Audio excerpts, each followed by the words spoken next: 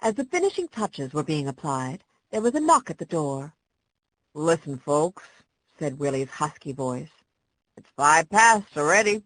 The folks is all here. Every chair is taken. How soon you going to start?" "Right now," called Rush from his room. He appeared briefly in the doorway. "Keep your fingers crossed," he said, "and make it snappy, Ran. You be in the wings waiting, so you can go on just as soon as they get through applauding my first piano solo." "If they applaud," said Mona, still smarting from that remark about the Brillo Queen. Listening, they could hear the noisy murmur of the voices downstairs, the sudden clatter of hand-clapping, and then stillness. And now, very round and clear, came the first notes of the Bach chorale.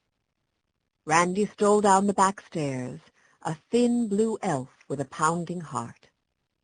In the dim dining room, Oliver, wearing his first costume, was lying on the floor playing with a toy tank.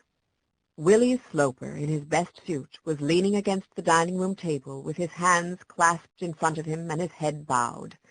Every time he shifted his weight or moved about, one of his shoes gave a loud, healthy chirp like a cricket. "Why, Randy, I thought you was a little blue dandelion," whispered Willie poetically. "Plays good, don't he?" added, jerking his head in the direction of the music. "Wonderful," agreed Randy fervently. The lovely air came out as sure and calm and strong as though Rush had been playing it all by himself in the office. Randy envied him. Looking down, she believed that she could see the second button of the union suit bumping up and down above her panic-stricken ribs. The music ceased, and there was tremendous applause.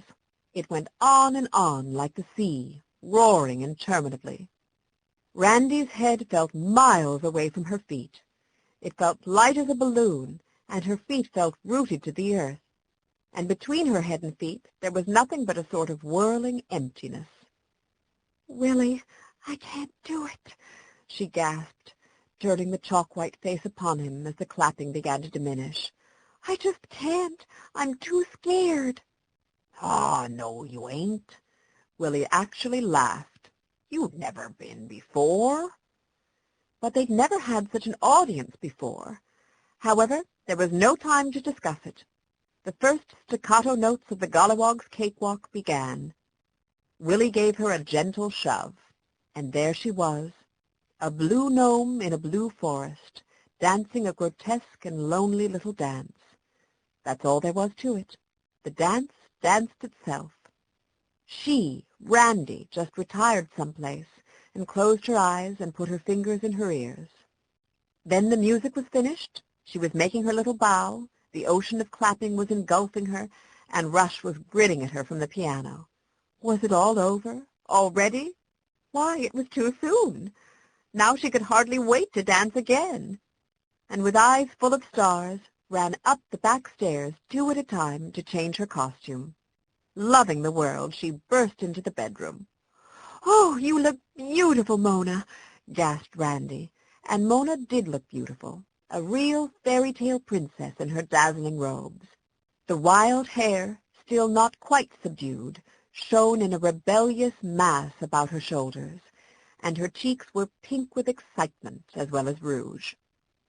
"You know, Randy," Mona said solemnly, as she put on her tall, gilt cardboard crown, "this is life." And Randy, ripping off the blue suit with its buttons popping and glancing at the shimmering costume for her next dance, agreed with all her heart. Grunted Cuffy. "Tomorrow we'll have a powerful lot of cleaning up and dishwashing to do, don't forget. And that's life, too." The play went marvelously well. Oliver forgot his lines only once, and there was hardly more than 10 minutes' wait between scenes. Of course, Rush's mustache fell off once, but he picked it up coolly and stuck it back in place without any embarrassment. And then, during the saddest part of the play, when Glamorosa is imploring the witch Sourpuss to grant leniency to Prince Paragon, Willie's chirping shoe could be heard distinctly as he walked slowly across the dining room behind the scenes. But otherwise, what a success!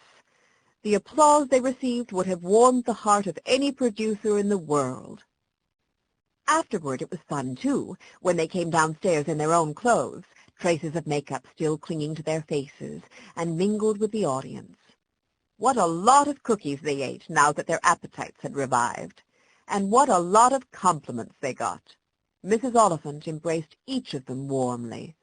Their cheeks were pressed against the icy links of her necklaces, and they breathed the scent of eau de cologne and camphor. "It is the best performance you have given yet," she told them. Mr. and Mrs. Wheelwright were overwhelmed.